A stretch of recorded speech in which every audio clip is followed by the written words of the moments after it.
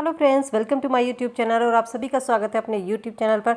आज की इस क्लास में हम डिस्कस करेंगे प्राचीन भारतीय इतिहास के स्रोत, वो भी ट्रिक से। हर एग्जाम में 2-3 नंबर के क्वेश्चन प्राचीन इतिहास से पूछे जाते हैं।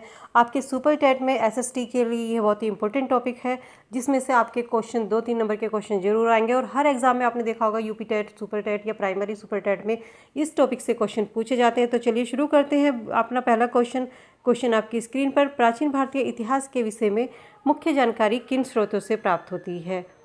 इसकी ट्रिक है आप पुरा धर्म अति विशेष।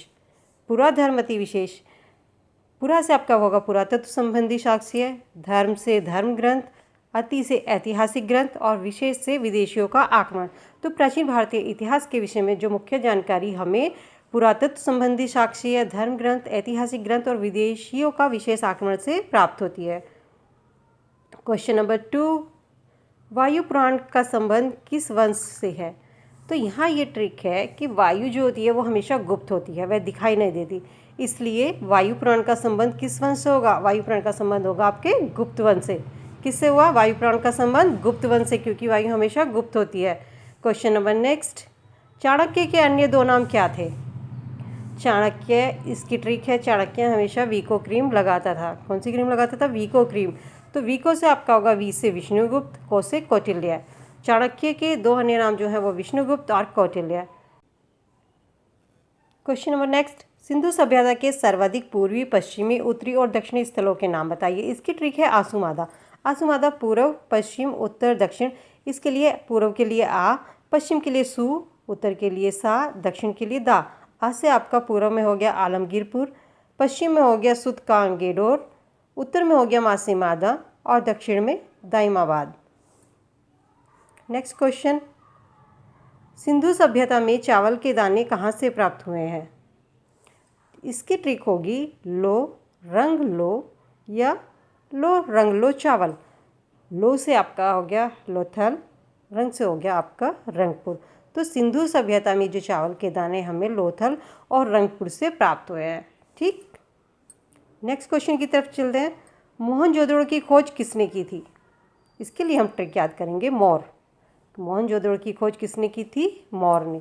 तो मौ से आपका मोहनजोदड़ो, आर से राखलदास बनर्जी। मोहनजोदड़ो की खोज किसने की थी?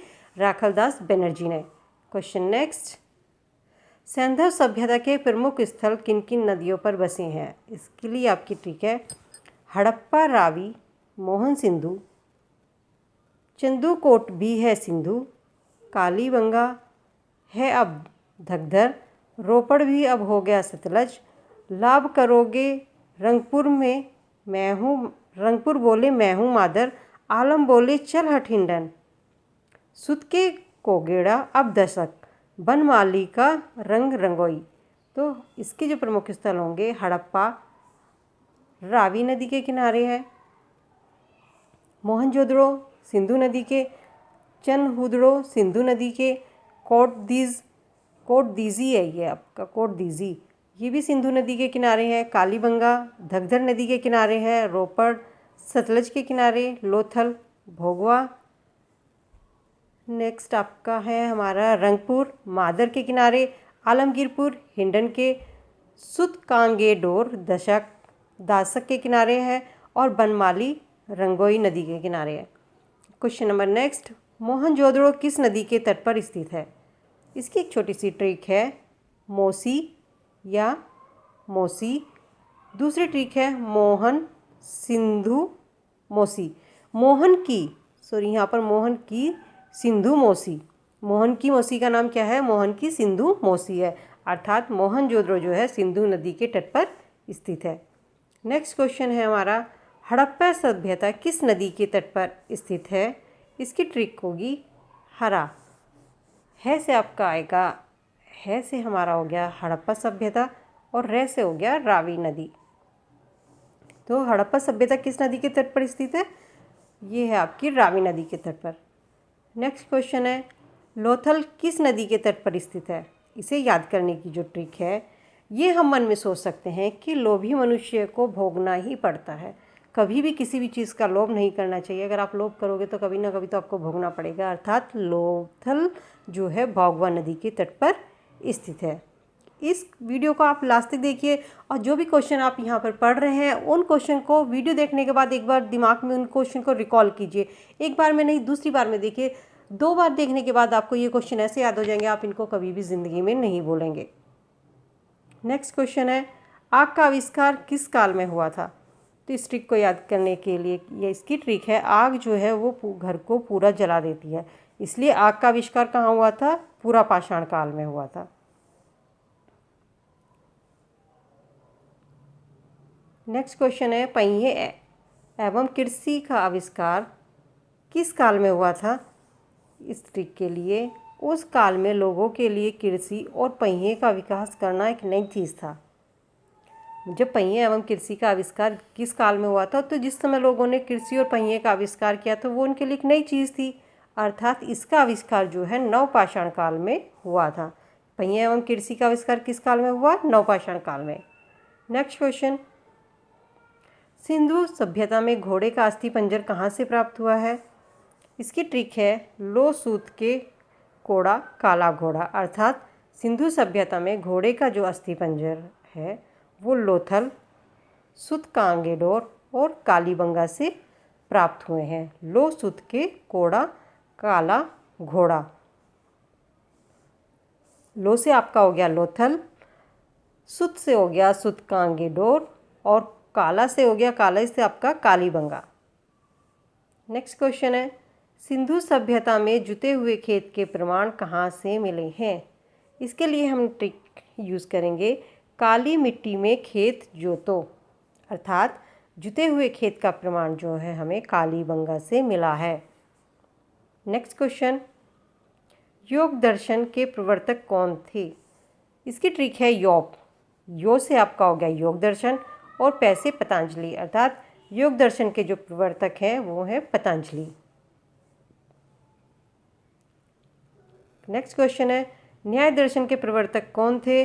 इसकी ट्रिक है नागो, न से आपका आएगा न्याय दर्शन और गो से आपका गौतम, अर्थात न्याय दर्शन के जो प्रवर्तक हैं वो है गौतम। ठीक है। नेक्स्ट क्वेश्चन, सांख्य दर्शन के प्रवर्तक कौन थे? तो सांख्य दर्शन के प्रवर्तक की ट्रिक जो है शक। आपको शक है कि सांख्य दर्शक के प्रवर्तक थे या नहीं थे? तो सांख्य, इसका में कोई शक नहीं है, सांख्य दर्शन के प्रवर्तक जो हैं वो थे से आपका सांख्य दर्शन और कैसे कपिल, सांख्य दर्शन के प्रवर्तक होंगे कपिल। नेक्स्ट क्वेश्चन, गौतम बुद्ध का जन्म कहाँ हुआ था? इसकी ट्रिक होगी गोलू। गौतम बुद्ध जो थे बहुत गोलू मोलू से थे। तो गौतम से आपका गो से हो गया गौतम और लू से लुम्बिनी। गौतम बुद्ध का जन्म जो था वो लुम्बिनी में हुआ था। नेक्स्ट क्वेश्चन की तरफ चलते हैं, सिद्धार्थ बुद्ध जब कपिल वस्तु की सैर पर निकले तो उन्होंने 4 दृश्य क्या क्या देखे?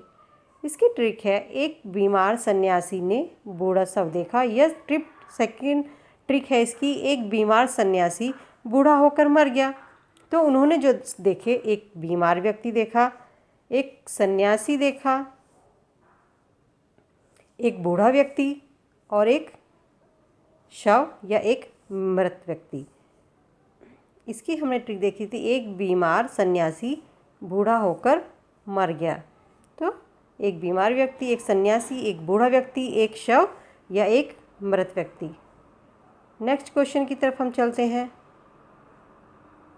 गौतम बुद्ध के गृह त्याग का प्रतीक का चिन्ह क्या है? तो गौतम बुद्ध घोड़े पर चढ़कर घर से चले गए या गृह त्याग दिया, तो उनके जो प्रतीक चिन्ह है वो है घोड़ा। की तरफ चलते हैं, प्रथम, द्वितीय और तृतीय और चतुर्थ बौद्ध संगीतियों कहाँ कहाँ हुई थी? ये हुई थी, इसकी ट्रिक होगी, हम याद करेंगे, रावे पाक या रावे पाकू। ठीक है। फर्स्ट आएगी आपकी प्रथम रावे पाक से, रा से आपकी राजगृह, दूसरी आपकी वे से वैशाली, थर्ड तृतीय आएगी पा से पाटलिपुत्र, चौथी आपकी आएगी कैसे, कुंडलवन या कश्मीर। तो ये हो गया आपका रावे पाक। रावे पाक से आप इसको ट्रिक से याद कर सकते हैं कि प्रथम, द्वितीय, तृतीय और चौथ बौद्ध संगीति कहाँ कहाँ हुई थी? रावे पाक में हुई थी। रा से आपका राजगृह वैशाली, पाटलिपुत्र, कैसे आपका कुंडलवन कश्मीर में आपकी चारों बौद्ध संगीतियाँ हुई थी क्रम से। साथ ही साथ नेक्स्ट क्वेश्चन है हमारा, चारों बोध संगीतियाँ किसके शासनकाल में हुई थी? इसको हम एक ट्रिक से याद करेंगे। आजा, काला, अशोक, कनिष्क। आजा, काला, अशोक, कनिष्क। चारों बोध संगीतियाँ किसके शासनकाल में हुई? आजा, काला, अशोक, कनिष्क। ये ट्रिक है हमारी। आजा से होगी अजातशत्रु, काला से कालाशोक, अशोक और कनिष्क। इसको हम ऐसे याद करेंगे। नेक्स्ट क्वेश्चन, चारों बोध संगीतियों के अध्यक्ष कौन थे? ये थे हमारे महा, सबा, मंगोली, वशु, अश्व। प्रथम बोध संगीति महा से हमारा होगा महाकश्यप, द्वितीय बोध संगीति सबा से सबाकामी, तृतीय बोध संगीति मोगली से होगी मोगली पुत तिस्त, और फोर्थ है आपकी चतुर्थ बोध संगीति वशु या आशु, वशुमित्र और आशु घोष। चतुर्थ बोध संगीति में ऑप्शन में आपको 2 भी पूछ सकते हैं या 1 भी पूछ सकता है, इसमें आप कंफ्यूज मत होइएगा। वशुमित्र और आशु घोष दोनों बोध संगीति जो हुई थी इनकी अध्यक्षता में हुई थी। नेक्स्ट क्वेश्चन, बौद्ध धर्म के त्रिरत्न कौन कौन से हैं? तो इसकी ट्रिक होगी, बुद्ध के संग करेंगे धम, अर्थात बुद्ध संग धम। बौद्ध धर्म के त्रिरत्न जो है ये विरल नहीं है। बौद्ध धर्म के विरल कौन, सॉरी यहाँ पे ये मिस्टेक हुई है। बौद्ध धर्म के त्रिरत्न कौन कौन से हैं? तो ये है बुद्ध के संग करेंगे धर्म, बुद्ध संग धम is the right answer. Next question है हमारा, बौद्ध धर्म किन 2 भागों में विभाजित हो गया था? इसको याद करने की ट्रिक है, हीम यह महाहीन। ही से आपका आएगा हीनयान, मैं से महायान, या आप महाहीन से याद कर सकते हैं, महा से महायान और हीन से हीनयान। ये 2 ट्रिक इसकी हैं आपको याद करने की। अर्थात जो हमारा बौद्ध धर्म जो किन 2 भागों में विभाजित हुआ था, हीनयान और महायान में बौद्ध धर्म विभाजित हो गया था। तो फ्रेंड्स, ये थे प्राचीन साहित्य इतिहास के स्रोत। और वीडियो कैसी लगी, क्वेश्चन आंसर कैसे लगे हैं, कमेंट सेक्शन में फीडबैक ज़रूर दीजिएगा। वीडियो अच्छी लगी तो वीडियो को लाइक शेयर कर देना, चैनल पर नए हैं तो चैनल को सब्सक्राइब कर देना। मिलती हूँ नई वीडियो में नए टॉपिक के साथ, तब तक के लिए bye bye, be happy, be safe, thank you.